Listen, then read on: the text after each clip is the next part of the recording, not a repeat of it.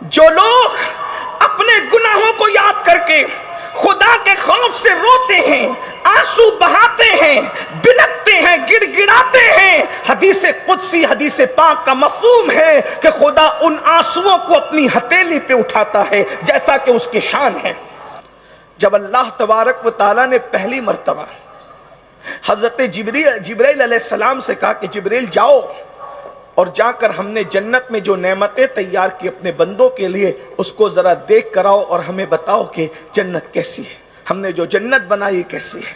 روایت کا مفہوم ہے حضرت جبرائیل علیہ السلام گئے اور جانے کے بعد حضرت جبرائیل علیہ السلام آ کر کے کہتے ہیں اللہ کیا حسن ہے، کیا جمال ہے، کیا نعمتیں ہیں، کیا کمال ہے، اس جنت سے تو کوئی رکے گا ہی نہیں، سب جنت میں چلے جائیں، سب جنت میں جائیں گے۔ اللہ تبارک و تعالیٰ نے پھر فرشتوں سے کہا جاؤ اور جنت کو آزمائشوں سے اور مصیبتوں سے اور تکلفات اور تکلیفوں سے ڈھک دو۔ پھر جنت کو ڈھانک دیا گیا، آزمائشوں سے، تکالیف سے، مصیبتوں سے، بلاؤں سے، آزمائشوں سے ڈھک دیا گیا۔ کہا جبریل ذرا ایک بار اور دیکھ لے۔ حضرت جبریل نے جب جنت کو ڈھکا ہوا پایا امتحان سے، آزمائشوں سے، مصیبت اور مشکلات سے، آ کے کہتے ہیں مولا کوئی جنت میں نہیں جا سکے گا۔ کیوں؟ یہ جو صرف میری قوم کا ایک خیال ہے نا کہ ایک مرتبہ سبحان اللہ کو اور جنت میں چلے جاؤ۔ دیکھیے وہ جو حدیث ہے نا کہ جو سبحان اللہ کہتا ہے اس کے نام کا درخت جنت میں لگایا جاتا ہے، میں اس کا انکاری نہیں ہوں، لیکن کچھ تقاضے ہیں درخت لگوانے کے۔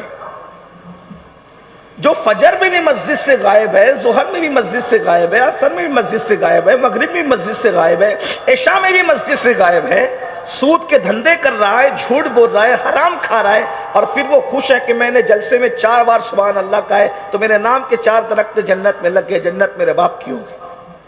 اگر ایسے ہی جنت کے میں درخت لگتے جائیں، جنت اتنی آسان نہیں۔ جبریل علیہ السلام جنت کو مصیبت اور آزمائشوں سے ڈھک کر دے، جب ڈھکی ہوئی دیکھی تو فرمایا کوئی داخل نہیں ہو سکے گا جنت میں، اس لیے کہ جنت آزمائشوں سے ڈھکی ہوئی ہے۔ اور وہ بھی آزمائشیں کیسی؟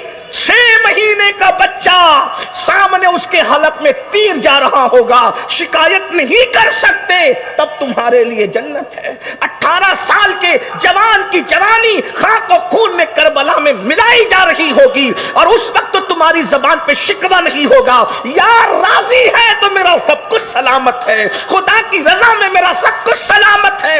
بھوکا رکھا جائے گا، پیاسا رکھا جائے گا، ستایا جائے گا، مصیبتوں کے اندر جو ہے وہ گزارا جائے گا۔ وَلَنَبْلُوَنَّكُمْ بِشَيْءٍ مِّنَ الْخَوْفِ وَالْجُوعِ وَنَقْصٍ مِّنَ الْأَمْوَالِ وَالْأَنفُسِ وَالثَّمَرَاتِ،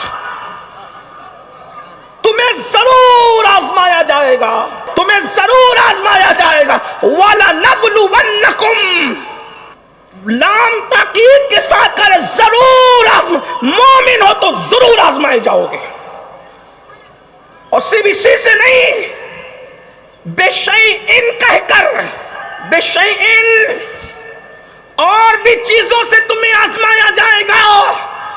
وہ آزمائش کیا ہوگی؟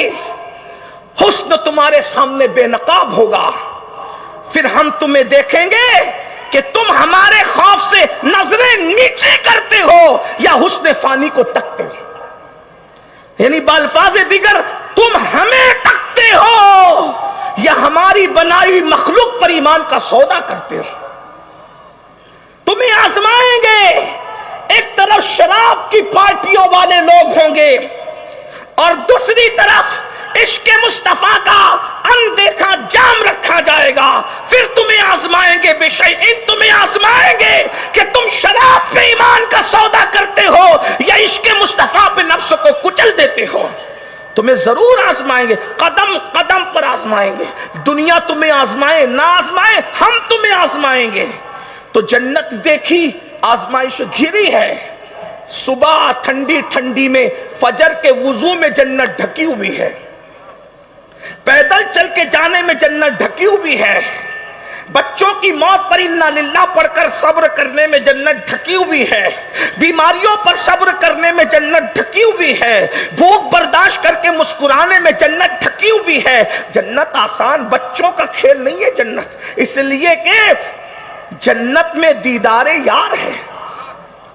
लोग जन्नत का मजाक उड़ाते, कहते हैं जन्नत क्या, हमने कहा जन्नत में यार का दीदार है, और इससे बड़ी जन्नत में कोई नेमत नहीं है। वो हूरें अपनी जगह है, गिल्मा अपनी जगह है, नहरें अपनी जगह है, बहर अपनी जगह है, फल अपनी जगह है, फ्रूट अपनी, सब अपनी जगह है, लेकिन वहां दीदारे यार है, इससे बड़ी कोई नेमत नहीं है। और एक बात आपको बताऊं, बात आ गई है तो जो लोग अल्लाह के अजाब को याद करके खुदा के खौफ से रोते हैं, जो लोग अपने गुनाहों को याद करके खुदा के खौफ से रोते हैं, आंसू बहाते हैं, बिलखते हैं, गिड़गिड़ाते हैं, हदीस कुदसी हदीस पाक का मफहूम है कि खुदा उन आंसुओं को अपनी हथेली पे उठाता है जैसा कि उसकी शान है। उसकी हथेली हमारी हथेलियों की तरह नहीं, उसका दस्ते कुदरत हमारे हाथों की तरह नहीं, उसकी उंगलियां हमारी उंगलियों की तरह नहीं। वो जो है तसव्वुर से पाक है, वो तखय्युल से पाक है, वो गुमान से पाक है, वो बयान से पाक है, वो तसव्वुर में आने से पाक है। इसीलिए तो पागल लोग उसका इनकार कर रहे हैं, और कुछ पागल लोग पागलों के पीछे पड़े रह करके अपने अपने अंदाज में बातें कर रहे हैं। हमने कहा नादान, सूफिया ने खुदा को जैसा समझाया वैसा समझाने की कोशिश कर,